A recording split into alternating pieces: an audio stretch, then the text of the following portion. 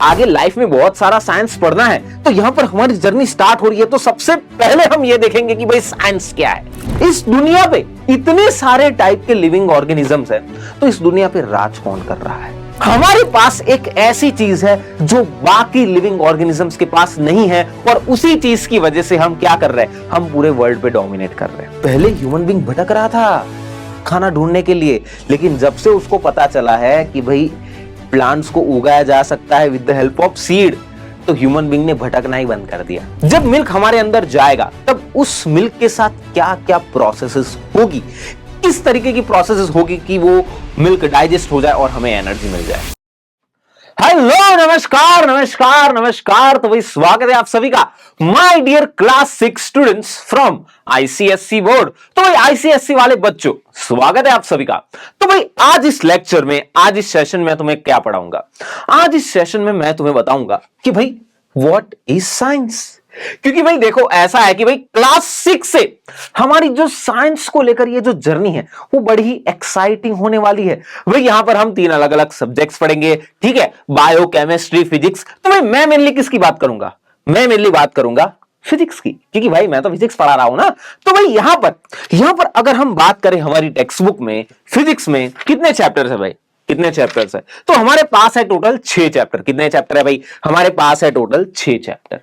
और इन 6 चैप्टर्स के पहले यहां पर एक बड़ी इंपॉर्टेंट चीज दी गई है, यहां पर इंट्रोड्यूसिंग साइंस फिजिक्स। तो यहां पर साइंस और फिजिक्स को लेके इंट्रोडक्शन भी दिया गया है। तो भाई टॉपिक स्टार्ट करने से पहले तुम्हें बताया गया है कि भाई साइंस है क्या, फिजिक्स है क्या। तो भाई अगर टेक्स्ट बुक में दिया है तो भाई बिना मतलब का तो नहीं दिया है ना। It is very important to understand what is science. भाई हम सब्जेक्ट को पढ़ना स्टार्ट कर रहे हैं, हम जर्नी को स्टार्ट कर रहे हैं, राइट। तो भाई सब्जेक्ट को पढ़ना स्टार्ट कर रहे हैं, तो सबसे पहले सब्जेक्ट क्या है, उस सब्जेक्ट का नेचर क्या है भाई, ये कैसा सब्जेक्ट है, ये सब्जेक्ट कहां से आया, इसकी हमें क्या जरूरत है, ये सब समझना भी बहुत ही ज्यादा जरूरी है। समझ में आ रही है बात? क्योंकि भाई बेस स्ट्रांग होना चाहिए ना एक बढ़िया इमारत के लिए। तो भाई आगे लाइफ में बहुत सारा साइंस पढ़ना है, तो यहां पर हमारी जर्नी स्टार्ट हो रही है। तो सबसे पहले हम ये देखेंगे कि भाई साइंस क्या है। समझ में आ रही है बात? तो आज का पूरा लेक्चर उसी चीज पे होगा, वन शॉट, कि भाई what is science and what is physics. समझ में आ रही है बात?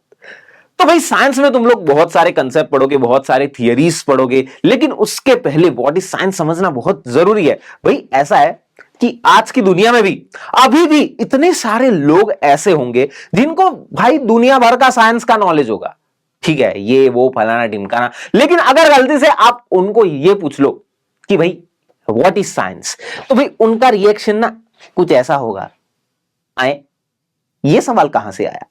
समझ में आ रही है बात? तो भाई ये बेसिक जो है ना, व्हाट इज साइंस क्या है भाई, क्योंकि ये सब्जेक्ट कहीं ना कहीं इंपॉर्टेंट है ना हमारे लिए जरूरी है। ये सब्जेक्ट हमें काम आ रहा है, ये सब्जेक्ट का जो नॉलेज है वो कहीं ना कहीं हमारी लाइफ को इजी बना रहा है, तब जाकर हम ये सब्जेक्ट पढ़ रहे हैं। तो आज इस लेक्चर में हम पढ़ेंगे कि भाई ये साइंस जो चीज है, ये सब्जेक्ट डेवलप कैसे हुआ, कहीं ना कहीं हमें फायदा करवा रहा है, तभी तो जाकर हम इसको लेके बैठे। ऐसा थोड़ी ना है कि भाई आसमान से एक बुक टपकी, आसमान में प्रकाश हुआ, एक बुक टपकी, भी विल लो साइंस, इसको पढ़ते बैठो, ऐसा थोड़ी ना हुआ होगा। समझ में आ रही है बात? तो चलो भाई समझते हैं व्हाट इज साइंस, ताकि अगर कोई तुमसे पूछ ले कि भाई व्हाट इज साइंस, तो तुम्हारी ये हालत ना हो। बैगन, लेट्स स्टार्ट। तो भाई आज के टॉपिक में हम क्या क्या देखेंगे? साइंस का इंट्रोडक्शन होगा कि भाई साइंस है क्या। सबसे पहले तुम ये समझोगे कि भाई व्हाट इज साइंस, साइंस का मीनिंग समझोगे तुम। पूरी जर्नी में तुम्हें बताऊंगा कि भाई साइंस सब्जेक्ट ये डेवलप कैसे हुआ होगा, राइट। साइंस का इंपॉर्टेंस क्या है स्पेशली ह्यूमन सोसाइटी के लिए, and then introduction to physics. Science में भी, साइंस की भी ही एक ब्रांच है अपनी फिजिक्स। तो भाई फिजिक्स क्या है, और physics, Marvels of physics, physics से क्या क्या चीजें हम कर बैठे हैं भाई, ये सारी चीजें हम समझेंगे, मजा आएगा। चलो भाई आगे बढ़ते हैं। सो व्हाट इज साइंस, सबसे पहले एक डेफिनेशन समझ लेते हैं, राइट। डेफिनेशन समझने के बाद स्टेप बाय स्टेप एक बढ़िया एक स्टोरी है मेरे पास, उसके थ्रू मैं तुम्हें समझाऊंगा कि भाई साइंस क्या है। चलो भाई डेफिनेशन क्या बोलती है? Science is a way of thinking, एक सोचने का तरीका है, way of thinking, observing and doing things, thinking, observing and doing things to understand the world we live in. Science is the way of thinking, एक सोचने का तरीका है, एक ऑब्जर्व करने का तरीका है। यहां पर हम कुछ चीजें करते हैं, कुछ एक्सपेरिमेंट्स करते हैं। क्यों ये सारी चीजें हम क्यों करते हैं? Because we want to understand the world we live in. जिस संसार में हम रह रहे हैं, इस संसार में चीजें काम कैसे कर रही है, इस वर्ल्ड में, इस अर्थ पे, इस प्लेनेट पे, या इस प्लेनेट के बाहर भी चीजें कैसे काम कर रही है, राइट? इस चीज को समझने के लिए ये सब्जेक्ट काम आता है हमारा science. So science is a way of thinking, observing and doing things to understand the world we live in and to uncover the secrets of universe. तो भाई ये यूनिवर्स कैसे काम कर रहा है, कैसे ये पूरी दुनिया फंक्शन कर रही है, उस चीज को समझना, हमारे सराउंडिंग में चीजें कैसे काम कर रही है, उसी चीज को हम कहते हैं साइंस। तो यहां पर we will observe, we will think and we will understand. लेकिन क्यों हमें समझना है, हमें क्यों जानना है कि यह दुनिया कैसे काम करती है? सबसे बड़ी चीज ये है ना कि भाई सबसे बड़ा क्वेश्चन है, why do we need to understand? हमें सब जानने की चुल्ली क्यों है कि भाई हमें सब चीजें क्यों जाननी है कि ये दुनिया ऐसे मतलब क्यों है, ये चीज कैसे काम कर रही है, एप्पल मतलब नीचे ही क्यों गिर रहा है, इससे क्या फायदा होगा? इससे कहीं ना कहीं जब ये नॉलेज हमारे पास आएगा कि दुनिया कैसे काम करती है, तो कहीं ना कहीं इससे हमारी लाइफ इजी बन जाएगी। फॉर एग्जाम्पल बच्चों को ना, मतलब तुम सबको, या जब मैं बच्चा था तब भी, राइट, हमें एक चीज पता थी कि भाई हमें अगर पापा से कोई चीज मनवानी है, ठीक है, तो भाई देखो कि भाई किस टाइम पे पापा का मूड अच्छा है, उसी टाइम पे बात करो, ठीक है। तुमने पापा का फंक्शन समझ लिया कि भाई अगर पिताजी का मूड अच्छा है, उस टाइम पे बात की तो बात मन जाएगी। अगर पापा का मूड खराब है, अगर पापा का दिमाग सनका हुआ है, अगर उस टाइम पे तुम जाके गए जिद पकड़ के कि पापा मोबाइल चाहिए, ये चाहिए, वो चाहिए, तो फिर मतलब तुम्हारा काम नहीं होने वाला, सीधी सी बात है। तो यही फायदा है, जब तुम्हें चीजें पता होती है तब कहीं ना कहीं तुम्हारी लाइफ, तुम्हारी नहीं, हम सबकी लाइफ इजी बन जाती है। इसलिए we want to understand the world we live in. और वो किसकी मदद से हम समझेंगे? वो साइंस की मदद से हम समझेंगे। चलो भाई, सबसे पहले अब मैं तुम्हें समझाऊंगा कि ये साइंस सब्जेक्ट डेवलप कैसे हुआ। सबसे पहले तुम एक चीज समझो कि भाई ये जो हमारा प्लेनेट है, हमें अभी तक एक प्लेनेट पता है जिस पे लाइफ एग्जिस्ट करती है, वो है अर्थ, ठीक है। अर्थ पे लाइफ एग्जिस्ट करती है और बहुत सारे क्या बोलते हैं, बहुत सारे लिविंग ऑर्गेनिज्म, बहुत सारे टाइप के लिविंग ऑर्गेनिजम्स भी पाए जाते हैं यहां पर, ठीक है भाई। ये अर्थ है हमारा जिस पे लाइफ एग्जिस्ट करती है। यहां पर बहुत सारे टाइप के लिविंग ऑर्गेनिजम्स है, बहुत बड़े लिविंग ऑर्गेनिज्म जैसे हाथी भी है, बहुत छोटे लिविंग ऑर्गेनिज्म, माइक्रो ऑर्गेनिज्म, यहां पर बैक्टीरिया वगैरह भी है, मछली भी है, बहुत सारे प्लांट्स भी है, लॉट मेनी एनिमल्स, इंसेक्ट्स भी है यहां पर, राइट। बहुत सारे लिविंग ऑर्गेनिजम्स है यहां पर। लेकिन अब मुझे एक बात बताओ, इस दुनिया पे इतने सारे टाइप के लिविंग ऑर्गेनिजम्स है, तो इस दुनिया पे राज कौन कर रहा है? Who is ruling, who is dominating? इस प्लेनेट पे कौन डोमिनेट कर रहा है? अभी सोचो भाई, सोचो। अगर हम एक सिंपल लॉजिक लगाए कि भाई राज कौन कर सकता है, डोमिनेट कौन कर सकता है? जो सबसे ताकतवर हो वो डोमिनेट कर सकता है। तो भाई इस दुनिया में सबसे ताकतवर लिविंग ऑर्गेनिज्म कौन सा है? अगर हम स्ट्रेंथ की बात करें तो सबसे स्ट्रॉन्गेस्ट, सबसे ताकतवर लिविंग ऑर्गेनिज्म है ये अफ्रीकन एलिफेंट, सबसे ताकतवर। तो क्या अफ्रीकन एलिफेंट इस दुनिया पे राज कर रहे हैं? मुझे बताओ एक चीज, सबसे ताकतवर तो यही है अफ्रीकन एलिफेंट। क्या ये लोग दुनिया पे राज कर रहे हैं? नो। तो चलो भाई दूसरा कंसेप्ट लगाते हैं कि भाई ताकतवर जानवर तो दुनिया पे राज नहीं कर रहा, तो भाई हो सकता है कि भाई दूसरी चीज, चलो जिसकी पॉपुलेशन सबसे ज्यादा हो वो राज कर सकता है ना, वो डोमिनेट कर सकता है। समझो कि भाई किसी का मर्डर हो गया, किसी का मतलब झगड़ा वगड़ा हो गया, सामने 5 लोग हैं और दूसरी साइड पे 50 लोग हैं, तो कौन सा ग्रुप डोमिनेट करेगा भाई? जिसकी साइड पे 50 लोग हैं वो डोमिनेट करेगा, सिंपल सा लॉजिक है। तो भाई डोमिनेट कौन करेगा? जिसकी पॉपुलेशन ज्यादा होगी वो डोमिनेट कर सकता है, सही बात है। तो भाई इस दुनिया पे सबसे ज्यादा पॉपुलेशन किसकी है? तो भाई इस दुनिया पे सबसे ज्यादा पॉपुलेशन है एंट्स की, चींटियां। तो क्या इस दुनिया पे चींटियां राज कर रही है? मुझे बताओ। क्या सबसे ताकतवर हाथी राज कर रहा है इस दुनिया पे? क्या इस दुनिया पे सबसे, जिसकी पॉपुलेशन सबसे ज्यादा है, क्या ये चींटियां इस वर्ल्ड में डोमिनेशन में है? या राज कर रही है? नहीं। इस दुनिया पे डोमिनेट कौन कर रहा है भाई? इस दुनिया पे डोमिनेट कौन कर रहा है? मैं नहीं, हम, वी ह्यूमन बींग्स। इस दुनिया पे अभी कोई राज कर रहा हो, कोई डोमिनेट कर रहा हो, तो वो है the one and only human beings. क्यों भाई? इंसानों के पास ऐसी क्या चीज है? क्या हमारी पॉपुलेशन बाकी सारे ऑर्गेनिज्म से ज्यादा है? ऐसा है क्या? हमारी स्ट्रेंथ बहुत ज्यादा है? नहीं। हमारे पास एक ऐसी चीज है जो बाकी लिविंग ऑर्गेनिजम्स के पास नहीं है, और उसी चीज की वजह से हम क्या कर रहे हैं? हम पूरे वर्ल्ड पे डोमिनेट कर रहे हैं। हमारे पास क्या है पता है? हमारे पास है सोचने की क्षमता, हमारे पास है इंटेलिजेंस। और ये पूरी जर्नी है इंटेलिजेंस, और ये सारी चीजें सिर्फ एक क्वेश्चन से स्टार्ट होती है, व्हाई। समझ में आ रही है बात? ह्यूमन बीइंग के पास ना एक अंदर क्या बोलते हैं, ह्यूमन बीइंग के मन के अंदर शांति नहीं है। उनको बस ये पता करते रहना है कि भाई ये क्यों हो रहा है, ये कैसे हो रहा है। ये व्हाई जो क्वेश्चन है, why and how, why and how, ये क्यों हो रहा है और ये कैसे हो रहा है, ये जो क्वेश्चन है ना, इस क्वेश्चन की मदद से, इस क्वेश्चन की वजह से टुडे, आज के समय में human beings are dominating on this planet. कैसे? चलो भाई मैं समझाता हूं। एक सिंपल हम कह सकते हैं कि भाई ह्यूमन बीइंग के पास इंटेलिजेंस है, उसकी वजह से ह्यूमन बीइंग्स डोमिनेट कर रहे हैं। तो ये इंटेलिजेंस आई कहां से? ये इंटेलिजेंस यहां से आई, क्यूरियोसिटी से आई। इसको कहते हैं क्यूरियोसिटी। क्या कहते हैं हम इसको? क्यूरियोसिटी। कि भाई बहुत सारी चीजें जानने की जो इच्छा अंदर बनी रहती है ना, उसको हम कहते हैं क्यूरियोसिटी। कि भाई किसी भी चीज को देख के सवाल उठ जाता है कि भाई ये चीज क्यों हो रही है, कैसे हो रही है, ठीक है। और जब हम उस चीज को समझेंगे, कोई चीज क्यों हो रही है, कैसे हो रही है, तब हमें पता चलेगा कि ये वर्ल्ड काम कैसे करता है। जब हमें पता चल जाएगा कि वर्ल्ड काम कैसे करता है, ठीक है, दुनिया में कोई चीज काम किस तरीके से कर रही है, तब हमारी लाइफ काफी आसान बन जाएगी उस नॉलेज के साथ।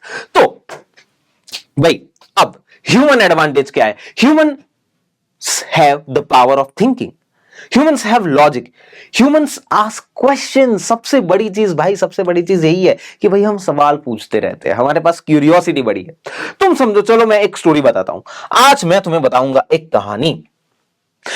बहुत सालों पहले एक जंगल में एक जंगल था भाई। बहुत सालों पहले एक जंगल था। इस जंगल में सीधी सी बात है, बहुत सारे पेड़ होंगे।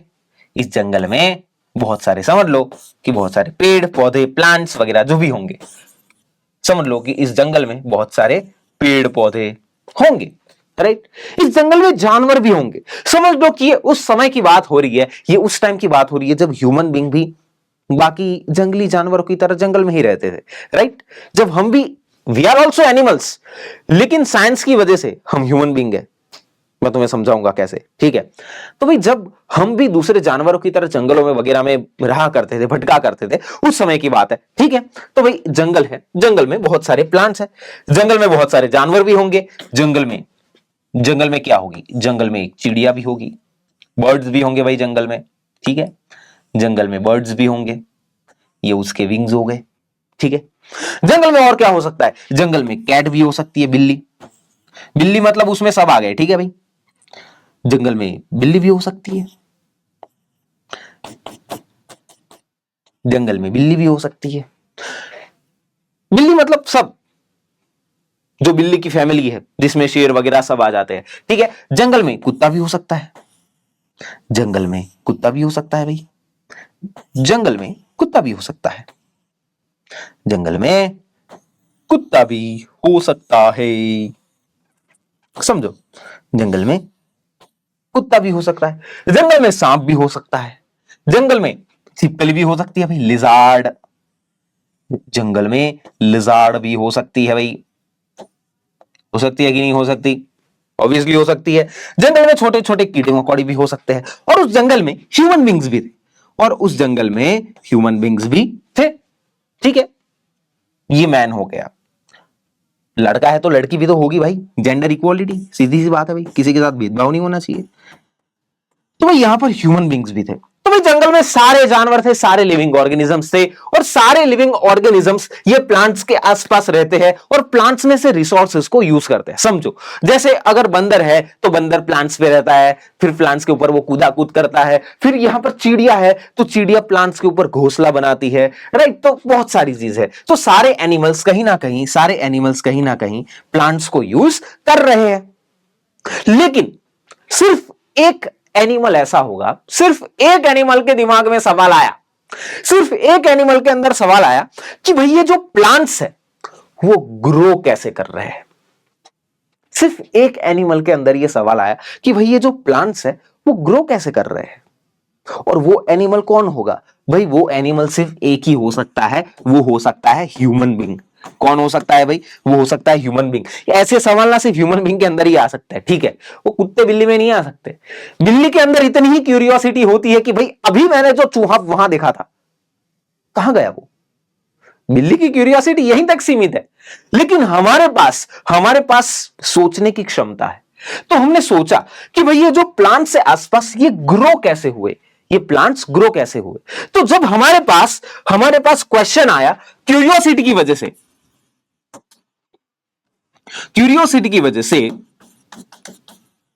हमारे पास क्वेश्चन आया कि भाई ये जो प्लांट्स है ये ग्रो कैसे कर रहा है। हमारे अंदर क्वेश्चन आया। फिर क्वेश्चन जब दिमाग में आता है ना, तब इंसान बैठ नहीं पाता, तब उसका आंसर ढूंढने निकलता है। तब जब क्वेश्चन आया तब ह्यूमन बीइंग ने आंसर ढूंढने के लिए एक्सप्लोर करना स्टार्ट किया। क्या करना स्टार्ट किया? एक्सप्लोर करना स्टार्ट किया, चीजों को ऑब्जर्व करना स्टार्ट किया कि भाई चलो देखते हैं कि भाई ये प्लांट्स ग्रो कैसे हो रहे, राइट। तो जब हमने बहुत ज्यादा एक्सप्लोर किया तब जाके हमें मिला आंसर, तब जाके ह्यूमन बीइंग्स को मिला आंसर कि भाई ये जो प्लांट्स है, प्लांट्स कैसे ग्रो कर रहे हैं। तो भाई सीड है, सीड को जब जमीन में डाल दोगे, उसको पानी वगैरह दे दोगे, तब ये सीड, छोटा से सीड में से एक बड़ा सा प्लांट बन जाएगा, एक छोटे से सीड में से बन जाएगा बड़ा सा प्लांट। तो ये प्रोसेस देखो भाई, ये प्रोसेस देखो, हमारे अंदर क्यूरियोसिटी है भाई, जानने की इच्छा है कि भाई ये क्यों हो रहा है, ये कैसे हो रहा है। यहां से क्वेश्चन अराइज हो रहे हैं कि भाई ये जो प्लांट्स है ये ग्रो कैसे कर रहे हैं। तो क्वेश्चन जब अराइज हुआ तब हमने आंसर ढूंढने के लिए चीजों को एक्सप्लोर किया, फिर हमें आंसर मिल गया कि भाई ये जो प्लांट्स है वो सीड की मदद से ग्रो होते हैं। ये नॉलेज आ गई हमें, ये हमें नॉलेज आ गई। अब जब ये नॉलेज आई तब ह्यूमन बींग्स ने पता है क्या किया इस नॉलेज के साथ। जैसे बाकी जानवर शिकार करने जाते थे, वैसे ह्यूमन बीइंग भी सुबह उठ के शिकार करने ही निकलता था। समझ में आ रही है बात? तो यहां पर ह्यूमन बीइंग ने क्या किया, उनको पता चला कि भाई हां, अब तो हम भी प्लांट्स ग्रो कर सकते हैं सीड की मदद से। तो चलो एक काम करते हैं, जितने प्लांट से हमें खाना मिल रहा है, ह्यूमन बीइंग ने सोचा कि जितने प्लांट से हमें खाना मिल रहा है, क्यों ना उन सारे प्लांट्स के सीड को एक ही जगह पर ग्रो करे, तो हमें यहां पर प्लांट्स ग्रो होंगे, और यहां से हमें खाना मिल जाएगा, और हमें भटकने की जरूरत नहीं पड़ेगी। तो अब तुम्हें समझ में आ रही है बात? पहले ह्यूमन बीइंग भटक रहा था खाना ढूंढने के लिए, लेकिन जब से उसको पता चला है कि भाई प्लांट्स को उगाया जा सकता है with the help of seed, तो ह्यूमन बीइंग ने भटकना ही बंद कर दिया। उसने क्या किया, एक जगह ली, उस पे सीड्स डाले, प्लांट उगे, उसमें से फूड उसको मिल गया। तो बाकी जानवर अभी भी भटक रहे हैं, ह्यूमन बीइंग नहीं भटक रहा। समझ में आ रही है बात? तो ये फायदा होता है ये जानने के बाद कि ये दुनिया काम कैसे करती है। और ये जो पूरी प्रोसेस है ना, इसी चीज को कहते हैं हम साइंस, जहां पर सबसे पहले क्वेश्चन अराइज होता है। जब क्वेश्चन अराइज होता है तब उसका आंसर ढूंढने के लिए हम निकलते हैं, चीजों को एक्सप्लोर करते हैं, और जब उसका आंसर हमें मिल जाता है कि भाई ये दुनिया काम कैसे करती है, तो इस नॉलेज को यूज करके हम हमारी लाइफ को इजी बना रहे हैं। And the whole process is called as science. यही साइंस है भाई, ये बड़ी ऑर्गेनिक प्रोसेस है। समझ में आ रही है बात? तो चलो भाई देखते हैं हम आगे। तो इस तरीके से भाई with the help of curiosity हमें पता चला कि भाई हम प्लांट्स ग्रो कर सकते हैं with the help of seeds. उससे एग्रीकल्चर स्टार्ट हुआ और ह्यूमन बींग्स ने भटकना बंद कर दिया और आराम से बैठ के खाना उगाने लगे और खाने लगे। चलो भाई आगे बढ़ते हैं। तो भाई साइंस ने हमें क्या दिया है? साइंस ने हमें क्या दिया है भाई? ह्यूमन बीइंग पहले जंगली जानवर ही था, लेकिन जब उसके पास सारी चीजों की नॉलेज आई, उसके पास साइंस आई, तब जाकर उस साइंस की हेल्प से वो मॉडर्न ह्यूमन बीइंग बना। आज अगर तुम्हें कोई बोल देगा तू तो जानवर है, तो तुम्हें बुरा लग जाएगा, लेकिन क्या इसमें बुरा लगाने वाली बात है? है भाई, हम जानवर ही है, वी आर एनिमल्स बायोलॉजिकली। लेकिन अगर हम देखें, हम अपने आप को एनिमल्स में कंसीडर नहीं कर रहे। क्यों? क्योंकि हम थोड़े अलग हो चुके हैं, हम उनसे ज्यादा इवॉल्व हो चुके हैं, right? So biologically we are animals, लेकिन साइंस की मदद से हम इतना ज्यादा इवॉल्व हो चुके हैं कि हम मॉडर्न ह्यूमन बीइंग, मतलब हमने अपने आप को अलग ही कंसीडर करना स्टार्ट कर दिया है। तो जब ह्यूमन बीइंग एक वाइल्ड एनिमल की तरह था, जब उसके पास धीरे धीरे नॉलेज आना स्टार्ट हुई, उसके पास साइंस आई, तब जाकर वो मॉडर्न ह्यूमन बीइंग बन गया। ये है इंपॉर्टेंस ऑफ साइंस। हमारी लाइफ इजी ना अभी इसकी वजह से है। समझ में आ रही है बात? दूसरा, अगर ये मॉडर्न ह्यूमन बीइंग है, उसमें से साइंस हटा दो, चलो भाई साइंस को निकालो, तो ह्यूमन बीइंग वापस जंगली जानवर की तरह ही बन जाएगा। This is the importance of science. Human इसकी किसकी वजह से है? हमें इंसान किसने बनाया? हमें इंसान से भी इस चीज ने बनाया। कौन सी चीज? साइंस। समझ में आ रही है बात? तो चलो भाई आगे बढ़ते हैं हम। तो भाई साइंस जो है ना, मैं कहता हूं नो नो नो, साइंस आया कहां से? साइंस की माता कौन है? साइंस की माता है क्यूरियोसिटी। साइंस की माता है क्यूरियोसिटी। साइंस कीड़ा, अंदर जो कीड़ा होता है ना, सब जानना है इसको, वही। तो भाई एक साइंटिस्ट और एक नॉर्मल ह्यूमन बीइंग में क्या फर्क होता है? एक साइंटिस्ट के माथे पे ना हमेशा एक क्वेश्चन मार्क होता है। साइंटिस्ट के माथे पे हमेशा एक क्वेश्चन मार्क होता है, और उस क्वेश्चन को लेके वो आंसर ढूंढने निकलता है। समझ में आ रही है बात? आइजैक न्यूटन की स्टोरी सबको पता है भाई। उसकी पूरी जर्नी ही वहीं से स्टार्ट हुई कि भाई ये एप्पल नीचे ही क्यों गिर रहा है, वो ऊपर क्यों नहीं गया? क्वेश्चन भाई, क्वेश्चन, क्यूरियोसिटी, ऐसा क्यों हो रहा है? उसी क्यूरियोसिटी से हमें ये दुनिया काम कैसे करती है, ये सब चीजें पता चलेगी।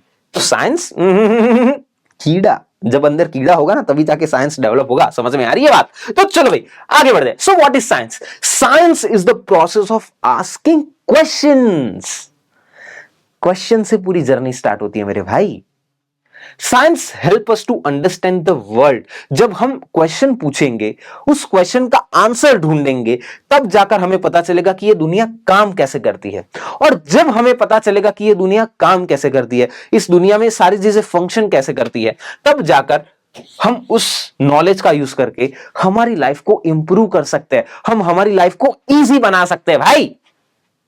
आज यहां पर मैं कैमरे के सामने खड़ा हूं, तुम सारे लोग मेरे को देख सकते हो। समझ में आ रही है बात? क्या है भाई? ये किसकी वजह से हो रहा है? ये साइंस की वजह से हो रहा है भाई। समझ आ रही है बात? चलो भाई आगे बढ़ेंगे हम। फॉर एग्जाम्पल, तो क्वेश्चंस, ये क्यूरियोसिटी कहां तक ले जा सकती है हमें? ये क्यूरियोसिटी कहां तक ले जा सकती है? एक क्वेश्चन कहां तक ले जा सकता है? सिंपल एक चीज मैं तुम्हें बताऊं, सालों से हमने देखा कि भाई बर्ड्स है वो उड़ रहे हैं, ठीक है, बर्ड्स आसमान में बढ़िया उड़ रहे हैं। जब हमने देखा कि भाई चिड़िया उड़ रही है, तो ह्यूमन बीइंग के अंदर भी आया कि अब मुझे भी उड़ना है। समझ में आ रही है बात? वो छोटे बच्चों में नहीं होता कि भाई किसी को लॉलीपॉप मिल गया तो भाई छोटे बच्चे को उसको भी होता है कि मम्मी उसके पास लॉलीपॉप है तो मुझे भी लॉलीपॉप चाहिए। तो वैसे ह्यूमंस के अंदर भी था कि भाई चिड़िया उड़ रही है, ठीक है, हमें भी उड़ना है, कुछ करो लेकिन हमें भी उड़ना है। ये ह्यूमन बीइंग्स के अंदर था कि भाई। तो हमने क्या किया पता है? ये पूरी जर्नी स्टार्ट हुई क्वेश्चन से, कि भाई चलो पता लगाते हैं कि बर्ड्स कैसे फ्लाई करते हैं। हाउ? कैसे? चलो पता लगाते हैं कि ये बर्ड्स कैसे फ्लाई करते हैं। तो ये क्यूरियोसिटी से आया ना। चलो जानते हैं कि भाई ये बर्ड्स कैसे उड़ रहे हैं। जब हम जान लेंगे कि बर्ड्स कैसे उड़ रहे हैं, उस प्रोसेस को यूज करके हम भी उड़ने लगेंगे। समझ में आ रही है बात?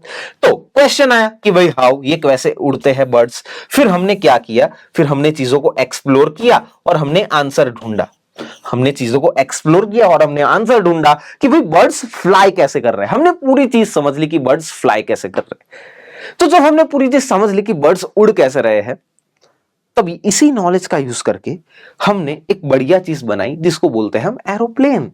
हमने एक बढ़िया चीज बनाई जिसको बोलते हैं हम एरोप्लेन। अब देखो यहां पर एक एरोप्लेन के स्ट्रक्चर में और बर्ड के स्ट्रक्चर में कितनी ज्यादा सिमिलरिटी है भाई। विंग्स देख लो, टेल देख लो। यहां पर भाई एरोप्लेन के टायर भी जब उड़ता है तब वो टायर ऊपर चले जाते हैं। वैसे बर्ड्स में जब बर्ड्स भी उड़ते हैं तब उनके पैर थोड़े ऊपर की तरफ चले जाते हैं। समझ में आ रही है बात? तो एक बर्ड के स्ट्रक्चर में और एरोप्लेन के स्ट्रक्चर में कितनी सिमिलरिटी है। जब हमने समझा कि बर्ड कैसे फ्लाई कर रहा है तो उसकी मदद से उसकी उस नॉलेज को यूज करके हमने एक एरोप्लेन बना लिया और फिर ह्यूमन बीइंग भी उड़ने लगा कि पंछी बनूं उड़ती फिरूं। No, I am a male, so पंछा बनूं उड़ता फिरूं मस्त गगन में। समझ में आ रही है बात? तो यही भाई ये ताकत है साइंस की। उड़ा सकती है तुम्हें, मतलब उड़ा सकती है, नहीं वो बूम वो न वाला नहीं। समझ में आ रही है बात? चलो भाई आगे बढ़ते हैं। दूसरी चीज मैं तुम्हें बताता हूं, दूसरी चीज मैं बताता हूं कि भाई साइंस कर क्या सकता है। एक दिन एक इंसान क्या कर रहा था, एक दिन एक इंसान केटल में पानी गर्म कर रहा था। केटल में क्या कर रहा था? पानी गर्म कर रहा था। तो ये जो उसका ये जो आउटलेट है ये गलती से बंद था, ये जगह थी बंद, ठीक है। वो केटल में पानी गर्म कर रहा है। अब क्या हो रहा है, जब वो केटल में पानी गर्म कर रहा है, अब जब हम वाटर को बॉईल करते हैं तब भाई वेपर सो प्रोड्यूस होगी, स्टीम प्रोड्यूस होगी। तो उस स्टीम के प्रेशर की वजह से, उस स्टीम के प्रेशर की वजह से ये केटल के ऊपर का ढक्कन हिलने लगा। ये केटल के ऊपर का ढक्कन हिलने लगा। तो जब ये केटल के ऊपर का ढक्कन हिलने लगा तब बंदे ने देखा कि भाई इसकी पानी की वेपर्स में, स्टीम के अंदर इतनी ज्यादा पावर है कि वो एक ढक्कन को हिला दे। तो क्यों ना इस पावर को कहीं पे यूज कर लिया जाए, क्यों ना इस एनर्जी को कहीं पे यूज कर लिया जाए। तो फिर पता है किस चीज का डेवलपमेंट हुआ? फिर डेवलप हुए स्टीम इंजन, फिर डेवलप हुए स्टीम इंजन। और उसी स्टीम इंजन को हमने यूज किया रेलवेज में। किसमें यूज किया? रेलवेज में। फिर इंजन में चीजें बदलती गई, इंजन्स इवॉल्व होते गए, फिर पेट्रोल डीजल सारी चीजें आ गई, फिर मॉडर्न इंजन्स बन गए और आज हम इस टाइप की कार यूज कर रहे हैं। अब पेट्रोल डीजल तो छोड़ो, आज तो हम इलेक्ट्रिक कार्स यूज कर रहे हैं मेरे भाई। तो ये पूरी जर्नी, ऑटोमोबाइल्स की जर्नी स्टार्ट कहां से हुई? यहां से हुई। समझ में आ रही है बात? तो भाई ये पावर है साइंस की। एक क्वेश्चन, बस एक इंसान ने देख लिया कि भाई ढक्कन ऊपर नीचे हो रहा है, उससे हमारी लाइफ कितनी इजी बन गई है आज के जमाने में।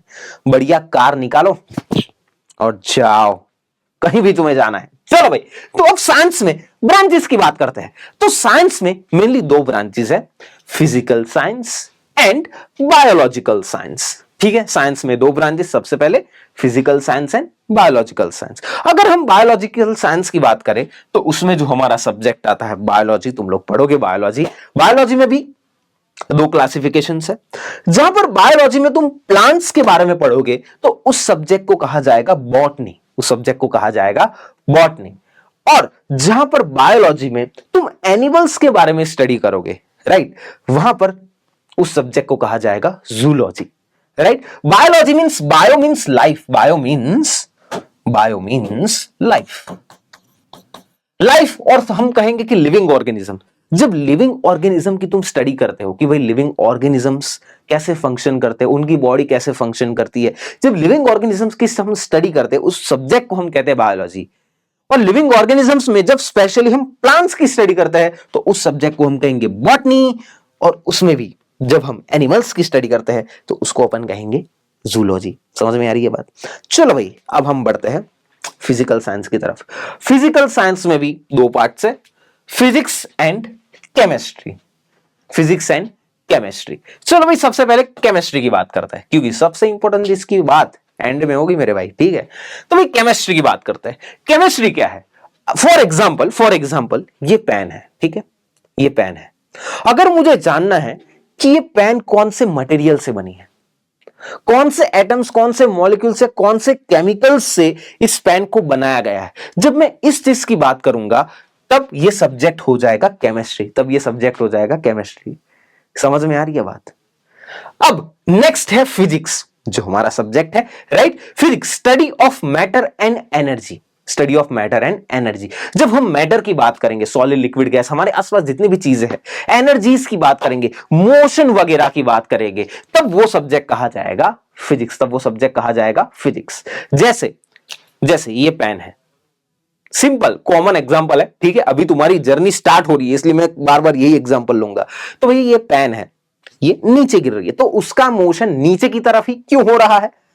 तो ये सब्जेक्ट जहां पर हम पढ़ेंगे कि भाई इसका मोशन नीचे की तरफ ही क्यों हो रहा है, वो कहा जाएगा फिजिक्स।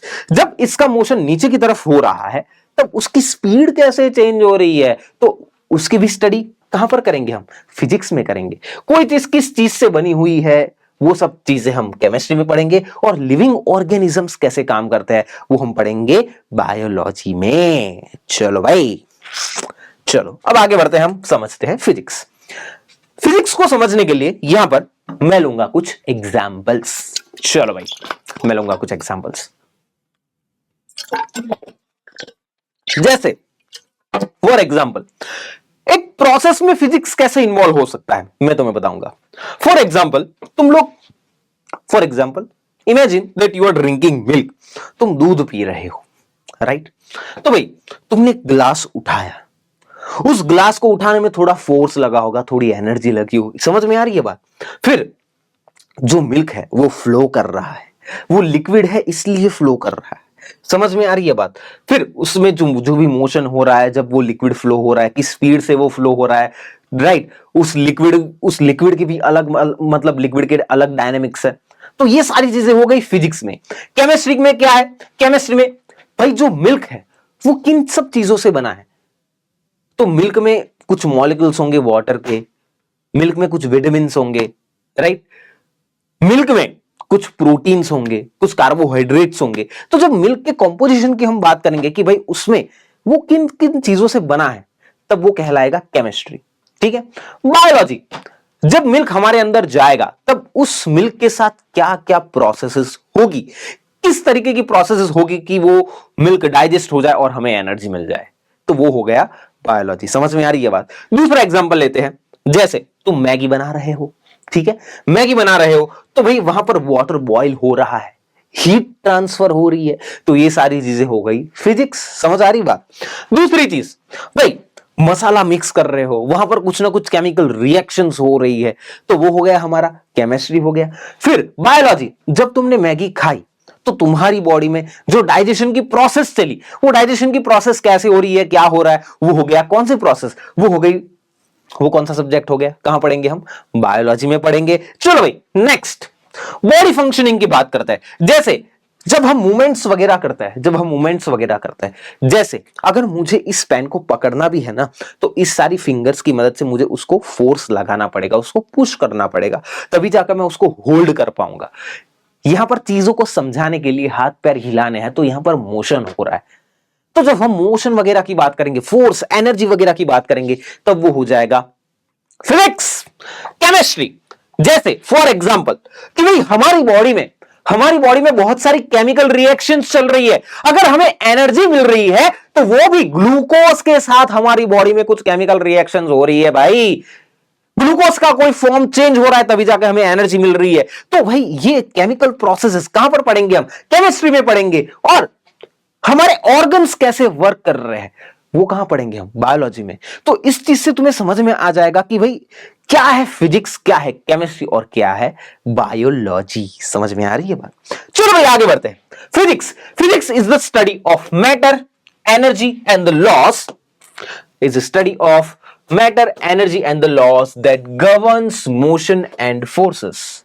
जैसे दुनिया जो काम करती है ना, उसके कुछ फिक्स रूल्स है, उसके बियॉन्ड वर्ल्ड काम नहीं करता। जैसे फिर से वही एग्जांपल, अगर मैं इस पेन को छोड़ूंगा तो वो नीचे की तरफ ही जाएगी, because of gravity, because of gravitational force. तो ये एक लॉ हो गया कि भाई ये नीचे की तरफ ही जाना है बिकॉज ऑफ ग्रेविटी। समझ में आ रही है बात? तो ऐसे कुछ फिक्स लॉज है जिसके ऊपर दुनिया काम करती है, और उस लॉस को हम कौन से सब्जेक्ट में स्टडी करते हैं? हम फिजिक्स में स्टडी करते हैं। एक बहुत ही इंटरेस्टिंग चीज कही जाती है कि भाई physics helps to predict future. Physics help करता है फ्यूचर को प्रेडिक्ट करने में। समझ में आ रही है बात?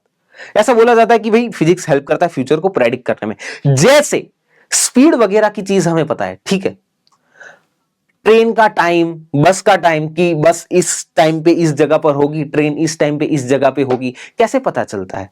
वो स्पीड से हम कैलकुलेशन करते हैं कि भाई इतनी स्पीड है तो कितना डिस्टेंस ट्रैवल करेगी, और इतना डिस्टेंस ट्रैवल कर लिया है तो अब कौन सी जगह पर होगी। उस हिसाब से हम फ्यूचर प्रेडिक्ट करते हैं भाई, कि भाई 3 घंटे बाद दिल्ली से अगर ट्रेन निकलेगी तो वो जाके आगरा पहुंचेगी या कहीं भी पहुंचेगी। समझ में आ रही है बात? तो ये बहुत बड़ी इंटरेस्टिंग चीज कही जाती है कि physics helps in predicting future. समझ में आ रही है बात? So for example, whenever something is moving, physics is involve. अगर कहीं पे फोर्स लग रहा है, पुश एंड पुल, वहां पर भी फिजिक्स इन्वॉल्व है। Whenever energy is used or transferred, अगर एनर्जी यूज हो रही है या एनर्जी ट्रांसफर हो रही है, जैसे हीट एनर्जी ट्रांसफर हो रही है, तो भाई वहां भी फिजिक्स इन्वॉल्व है। समझ में आ रही है बात? तो जहां पर मोशन हो रहा है, एनर्जी लग रही है, फोर्स लग रहा है, राइट, सारी जगह पर फिजिक्स इन्वॉल्व है। For example, physics doesn't do the process, physics process नहीं करता, प्रोसेसेस बायोलॉजी में होती है। दूसरा, physics doesn't change the substances, substances के केमिकल कंपोजिशन में चेंज होना वो केमिस्ट्री में होता है। Physics explains the rule behind what is happening, कोई भी चीज हो रही है तो उसके पीछे कौन सा रूल है, दुनिया किस नियमों पे काम कर रही है, वो नियम तुम्हें कौन बताएगा? फिजिक्स बताएगा मेरे भाई। अब आगे हम देखेंगे मार्वल्स ऑफ फिजिक्स, मतलब फिजिक्स ने क्या खतरनाक चीजें हमारे साथ कर दी है, कितनी इजी लाइफ बना दी है हमारी भाई। अगर हम मार्वल्स ऑफ फिजिक्स की बात करें तो भाई टेक्स्ट बुक में अलग अलग एग्जांपल दिए हैं, लेकिन मैं तुम्हें मॉडर्न एग्जांपल दे रहा हूं भाई। फिजिक्स ने अगर आज के जमाने में कोई तहलका चीज बनाई है ना, जो हम सबके काम में आती है, तो that is none other than this mobile phone, जिसका चार्जिंग खत्म हो गया है, 2% चार्ज बता है। ठीक है, 1 मिनट ब्राइटनेस बढ़ाता हूं मैं। हाँ भाई, ये मोबाइल फोन। समझ में आ रही है बात? अगर कोई तहलका चीज बना दी है ना फिजिक्स ने, तो मोबाइल फोन। बहुत भाई, सारी चीजें तुम्हारी इजी हो गई है with the help of this mobile phone. अब तुम देखो इसमें कितना फिजिक्स इन्वॉल्व है, कितना फिजिक्स इन्वॉल्व है, मैं तुम्हें समझाऊंगा। समझ में आ रही है बात? सो a mobile phone uses many principles of physics, right? It makes communication fast and easy. Inside phone different parts works using different physics concept. तो फोन में बहुत सारे पार्ट्स है, बहुत सारे फंक्शंस है, और उसमें बहुत सारे कंसेप्ट यूज होते हैं, किसके? फिजिक्स के, राइट। आजकल ना, मतलब ये कंटेंट क्रिएटर तुम लोगों ने देखे होंगे कि भाई मतलब बढ़िया कैमरा उठा लिया, फोन उठा लिया और वीडियोस बनाने लगे कि भाई स्टडीज वगैरह कुछ काम की नहीं है, ये करो वो करो, उसका कुछ होने वाला नहीं है। मेरे भाई, तू जिस फोन से वीडियो बना रहा है ना, उसका जो कैमरा है ना, कैमरे में क्या होता है भाई? कैमरे में होता है लेंस। कैमरे में क्या होता है मेरे भाई?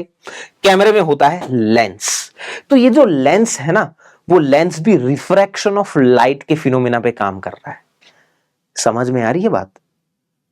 तो मोबाइल में कैमरा है, उसमें लेंस है, लेंस काम कर रहा है रिफ्रैक्शन ऑफ लाइट के फिनोमेना पे। आ गया फिजिक्स तुम्हारा।